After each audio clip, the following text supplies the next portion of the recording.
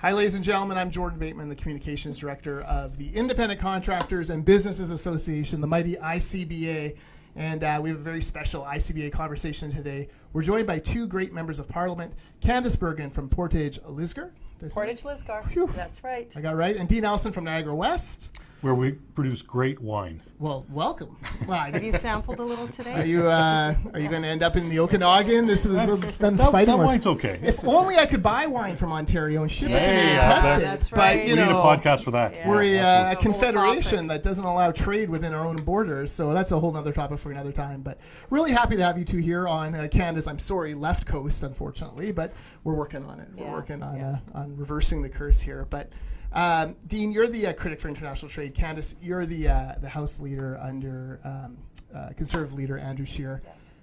Right now, for our members, there's really one thing on our minds when it comes to federal politics, and it's this ongoing Trump-Trudeau trade trauma, as we're calling it. Whether it's steel, whether it's components for LNG, we're very concerned about what's happening there. What can you tell us? How can we help you bring these guys to their senses and make sure that steel can continue to flow across the border unimpeded? Well, I think that I'll start, Dean, and then, I mean, you've got, he's the expert on this is his file, but I think that what we've been saying for the last 2 years is there are a lot of things that should have been done to keep Canada competitive so that when the unexpected happens and the things that we can't control happen, that we are prepared for it. So some of the policy, whether it's Bill C-69, which makes it virtually impossible to build any kind of infrastructure and which is causing energy investment to leave in the $80 billion in the last 2 years of investment leaving, whether it's massive deficits, whether it's the carbon tax. All of these are policies that the current government has implemented and not listened to any advice on. Then when you've got issues like what's happening with NAFTA, we've got nothing to deal with it. We're not prepared. We also believe strongly in expanding our trade relationships. I mean, when we were in government, we signed, 42 new trade deals with different countries. We believe, and we were the ones who initially got TPP through. The current government has ratified it, but we were saying for the last 2-3 months, let's get the legislation through. Let's get CPTPP done.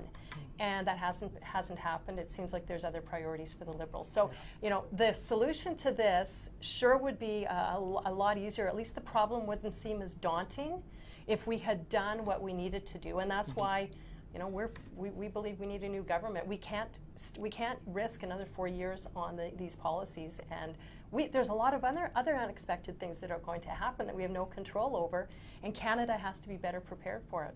Yeah, no, absolutely. Well, I'd say a couple things. First of all, we need to get a deal done. Right? The uncertainty is causing money to flee. It's causing issues in terms of what people are trying to figure out. They're not able to plan for 6 months or a year. They're not able to plan for the next 30 days.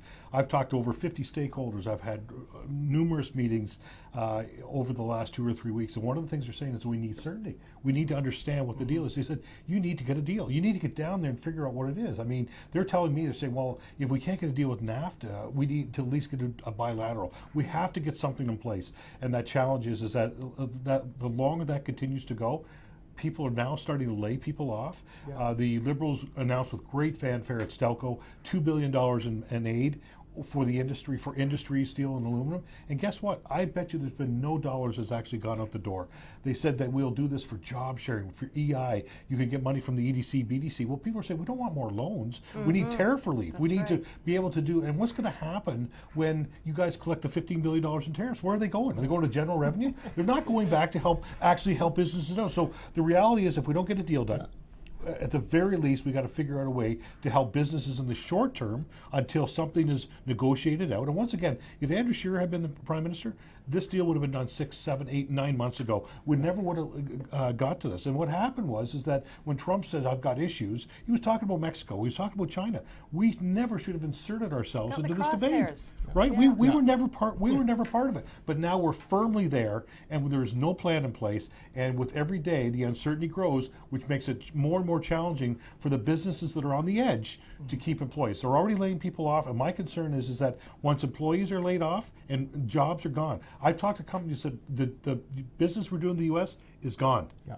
So we all know how long We it can't takes. compete. We just We can't compete with can't. it. Yeah. There's the tax that's layer, another there's issue for another day too. Yeah. I mean, in terms of competition, we're not even on the radar right No, now. and Bill Morneau came and did his little budget dog and pony show after the last federal budget to the BC Business Council, and the number one question that we all kept upvoting in the crowd was, what are you going to do about competitiveness? Trump's kicking our butt when it comes to tax cuts, when it comes to regulation cuts. What are you going to do about it?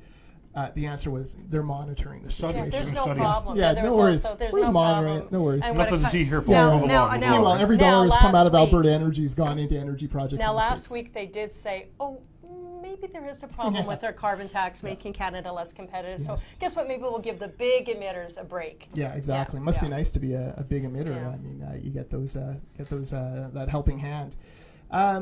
It's going to get worse too. Obviously, the Bill C-69, the Impact Assessment Act, the tanker ban, which was illogical, in fact, counterproductive to a First Nations group that's trying to build another pipeline across northern British Columbia and into the Yukon.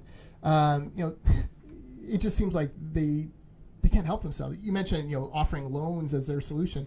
The answer for the Trudeau government is always more debt, Yeah. right? Right. That's, More money. that's the number one problem. On with every problem, every crisis that this country is facing, they're throwing more money at it, which is making it worse. Yeah, exactly. Because where's the money coming from? That's Exactly. a Band-Aid solution. Yes, it's coming from. Businesses are saying we don't need more money. We need a relief from tariffs, and we need a deal figured out. Yeah. We can't borrow more money because we need that. We need the money. So that's the other thing too. The ones that have to pay the tariff at the border has 5 days. So I know a number of businesses are saying we've written like $2 million in checks to deal with the tariff issue, and I said we can't do that indefinitely. And they're saying, can we not get that break? If you're collecting tariffs, can we not get them back? So there's a big question mark around if it's $15 billion that the Canadian government's going to tax or collect. Where's that money going? Exactly. Where's it going? Which we have been asking all of June. Yeah. Yeah, exactly. Okay, I know you two are busy today and you have a number of meetings, so I want to ask you about one more thing.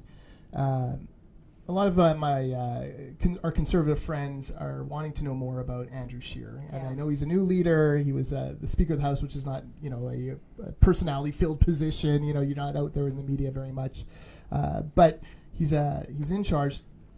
First of all, how is he doing, and what's the one thing you wish that Canadians knew about Andrew Scheer?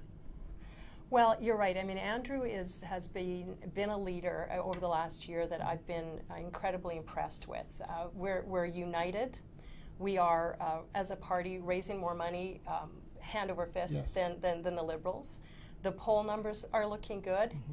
We just won a key by-election in Quebec. Yes. Of course, you didn't hear that in mainstream media. They're probably talking about the Trudeau socks. Yes. But listen, this was a key by-election where last time during the general election we came in fourth. Mm-hmm. We won this one 52%, which was an absolute reflection of Andrew Scheer conservative policies versus Justin Trudeau liberal policies in Quebec. Yeah. So Andrew is doing, listen, Andrew's a solid, really smart guy, but he understands the challenges that everyday Canadians are facing. He's not a celebrity. Yep. He's not going to be out, his got too many kids to be a celebrity. Exactly. He's trying to clean out all the trash from the car and get that all cleaned out. But what he's going to be showing Canadians, and he's out there working, traveling, but again, the media they don't follow him. He's not Justin Trudeau, and that's who their favorite is. And we're understanding that. That's why it's great to do things like this. I really, what I love about him, he's a true conservative. The first thing he says we're going to do, axe the carbon tax. And that's, there's no ifs, ands, or buts about that, because what we are going to have to do immediately when we win is we've got to send the signals that Canada truly is open for business. Exactly. And that means policies like the carbon tax is going to be cut. We are going to welcome you. We are going to put Canada before all of the ideology that the left has espoused, and which has driven so much of the policy that's hurt us. So I love working with him. He's an incredibly smart, strong leader, and we're united. We're doing really well. He's done a great job. After the leadership, he did a great job to unite the whole party, which I think is important. That's not easy to do. 14 other candidates, wasn't there? I mean, that's tough to do. Caucus is truly united. That's the first thing. The second thing is that if you underestimate him, you do so at your own peril. Like he beat Lord Nystrom, right? Yeah. 30-year That's veteran to win in 2004. We both came in the class of 2004. No, I didn't. Oh, you and Andrew. Andrew and I yes. did. Sorry. The first thing. Second thing is he won from a pretty strong field to be speaker. Once again, did that. I was and an then all-party. all parties. All-party You did that. vote for him. And then Yeah. the third thing was winning the leadership recently. Like I said, we had 25 candidates or whatever the case was. But the truth is that he actually was able to target, to understand, to campaign.